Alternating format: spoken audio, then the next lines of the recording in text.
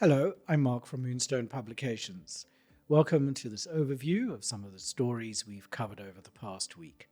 But first, please hit the subscribe button and share this video with your friends and colleagues. Coming up in this week's update, 4 models for advisors to consider when structuring a succession plan. Moonstone releases a video explaining the two-pot retirement system. The FPI announces the Financial Planner of the Year. Assessing the turmoil in global equity markets. Liberty heads to court to stop its staff from being targeted by an email campaign. Claims about fees in a Sygnia advert are not misleading. And a broker is debarred for adding a property to a policy after it was set on fire. Financial advisors can delay succession planning only to face rushed and potentially disastrous transitions later. 91's head of advisor services, Jaco van Tonder, outlines practical models for structuring a succession plan, each with its own advantages and disadvantages. Van Tonder urges advisors to build their succession plans on 4 age pillars. These are the lack of wealth accumulation under the age of 25, the robust succession pool in the 25 to 45 age group, the peak asset building years from 45 to 55, and the extended work life beyond 65.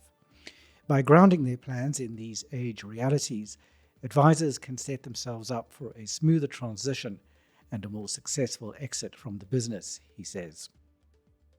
It's 2 weeks to the launch of the two-pot retirement system.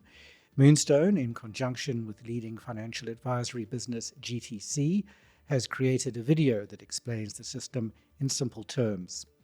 The animated video provides an overview of why the two-pot system is being introduced, the purpose of the pots, and what the new system means for withdrawals before and at retirement. The video comes with 3 brochures that provide more in-depth information about different aspects of the two-pot system. Rudolf Geldenhuys, a senior financial planner at Wealth Up, is the Financial Planner of the Year for 2024. The FPI announced the winner at a gala dinner this week. Geldenhuys encouraged other planners to take on the challenge of entering the competition. If you want to grow, if you want to make a greater impact and help your clients succeed for generations to come, this competition will stretch and challenge you, making you the best planner you can be, he said.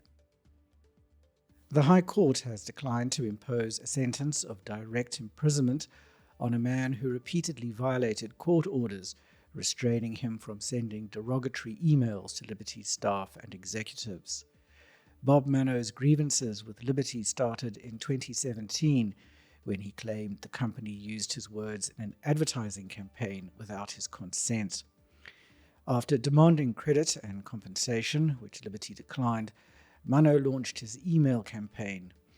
In 2018, Liberty obtained a court order to stop Mano from sending abusive and threatening messages. Mano was found in contempt of the order twice.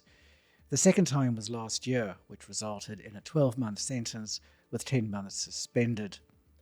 The High Court said the emails had adversely affected the physical and mental well-being of Liberty's senior staff and their families. Global stock markets have been under severe pressure as investors are driven out of risk assets. At the end of July, the Bank of Japan hiked its policy rate and the Federal Reserve decided not to cut rates, despite indications that the United States is on the verge of a recession. The confluence of these factors created a massive unwinding of yen carry trades, and the Black Monday-type sell-off in Japanese markets reverberated across the world. Investment analyst Rake de Klerk has applied his expertise to assess whether the market's overreacting on the downside or whether we're in the midst of a necessary correction. A Sygnia advertisement claiming that investors could be losing up to 60% of their retirement savings to fees is not misleading, the Advertising Regulatory Board's Appeals Committee has ruled. In April, the board's directorate found the claim was unsubstantiated and contravened the Code of Advertising Practice. Sygnia cited a National Treasury discussion paper to support its claim that a fund with lower recurring management fees will yield a greater net return than a fund with higher fees. The appeals committee said Sygnia's reliance on the discussion paper met the code's requirement for substantiation. The Financial Services Tribunal has described as improbable a broker's version of how a house owned by his brother came to be insured on the same day it was set on fire.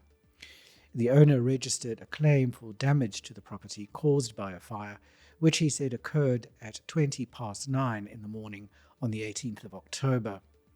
But according to an investigation, the fire occurred between 8 o'clock and 12 minutes past 8. The broker contacted Santam at 10 minutes to 9 and added the property to his brother's policy, saying inception of the cover must be immediate. That's all we have for this week. You can read these stories and many more on our website, moonstone.co.za.